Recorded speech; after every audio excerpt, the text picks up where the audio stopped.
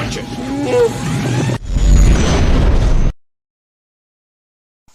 Hello there, my name is Logan, but you can call me Copycat99, and today I am going to go over 6 decks that you can play with Jump to Lightspeed leaders for Twin Suns.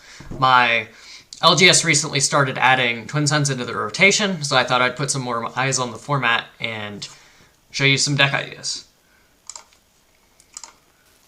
First off, we've got Boba 4 plus Cad Bane. This deck is all about ping damage.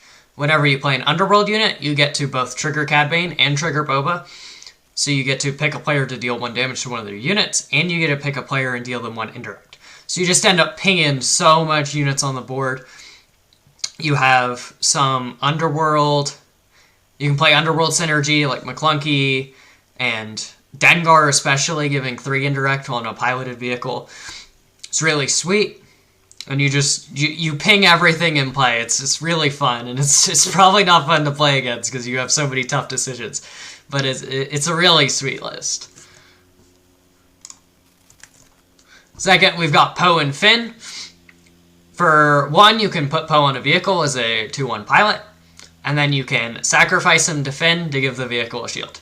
So you kind of just set up this value loop where you put out a vehicle, you put Finn on it, or Poe on it, you attack, and then you sack it with Finn.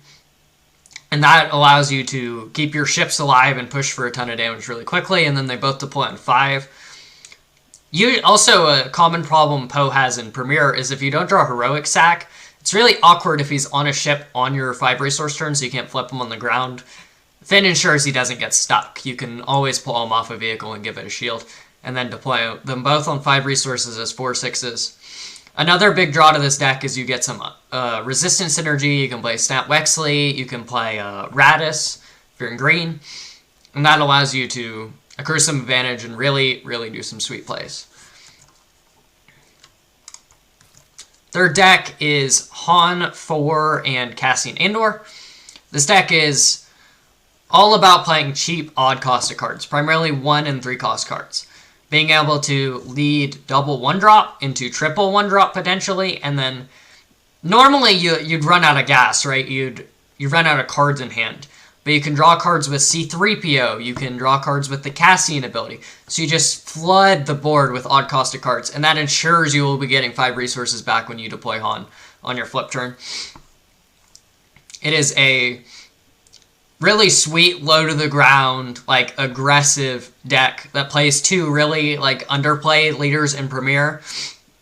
And they're both Rebels if you want to throw Rebel synergy in the deck. There's a lot of ways to build the deck, but it does really cool things.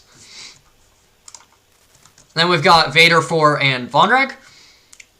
Vader makes you TIE Fighters for free if you attacked with a vehicle unit, you get to put a TIE Fighter into play, and Vonreg likes you to play vehicles and give a unit a buff. So Vader makes you free bodies that allow you to give you targets to buff with Vonreg, and then Vonreg likes pushing extra damage, so having a bunch of ties works really well with him. Also, a difficulty with running double pilot leaders is you run out of targets. Sometimes it's difficult to have enough targets to deploy on. So being able to make a ton of TIE Fighters with Vader to make sure you have deploy targets for both means you can deploy 2 really strong leaders relatively early in the game. Vonreg deploys on 4, and then Vader can come in on 6 and close the door on some people's life totals sometimes when some games are that fast. So you just get this low-to-the-ground, aggressive, space racy, TIE, swarmy deck that does some pretty sweet things. And then we've got Piet and Thrawn 4. A lot of the larger capital ships have when defeated abilities, Annihilator, Ruthless Raider, Chimera, Relief Runner, stuff like that. So being able to play these large capital ships that have when defeated abilities early with Piet lets you get the value out of them with Thrawn earlier. You start double triggering all sorts of crazy when defeateds on expensive capital ships, and you just get an insane amount of advantage over your opponents. It's pretty sweet. And they both are sticky, 4/7 and 2/7. makes it pretty difficult for them to remove them from your board when you deploy them. I think this is the last one. I've got Padme and Akbar. Akbar's ability lets you exhaust your dinky units, your tech units, your favorable delegates, your regional governors, things like that, to make X-Wings. And then once you start accruing enough X-Wings, you keep Coordinate online so Padme can draw you cards. And then once Padme starts drawing you cards, you can really churn through your deck and put a ton of bodies on board for really cheap.